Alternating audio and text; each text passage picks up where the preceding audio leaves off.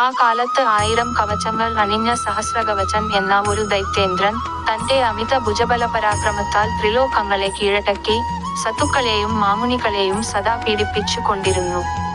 1000 വർഷം തപസ്സു ചെയ്യുകയും തുടർന്ന് 1000 വർഷം യുദ്ധം ചെയ്യുകയും ചെയ്യാൻ കഴിവുള്ള ഒരുവനു മാത്രമേ അവന്റെ ഒരു കവചം ഭേദിക്കുവാൻ സാധ്യമാകുകയുള്ളൂ. അങ്ങനെ ഒരു വരം ആ ദൈത്യേന്ദ്രനു സിദ്ധിച്ചിരുന്നു. അപ്രകാരമുള്ള ഒരുവൻ ഒരിക്കലും ഭൂമിയിൽ ജനിക്കുകയില്ലെന്നുള്ള ബോധ്യം കൊണ്ടാണ് അവൻ അങ്ങനെ പുളച്ചഹങ്കരിച്ചു കൊണ്ടിരുന്നത്. ഈ വരരഹസ്യം ധരിച്ച നരനാരായണന്മാർ 1000 വർഷം തപം ചെയ്ത് അവനുമായി ഉഗ്രസമരം നടത്തി അവന്റെ ഒരു കവചം മുറിച്ചു. പിന്നീട് ഒരാൾ തപസ്സനുഷ്ഠിക്കുകയും അപരൻ അടരാടുകയും ചെയ്തു.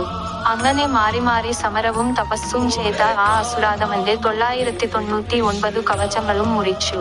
ഒരു കവചം മാത്രം ശേഷിച്ചു. അതോടുകൂടി അവൻ നിർവീര്യനും ദുർബലനുമായി തീർന്നു. പ്രാൺഭീതിയോടു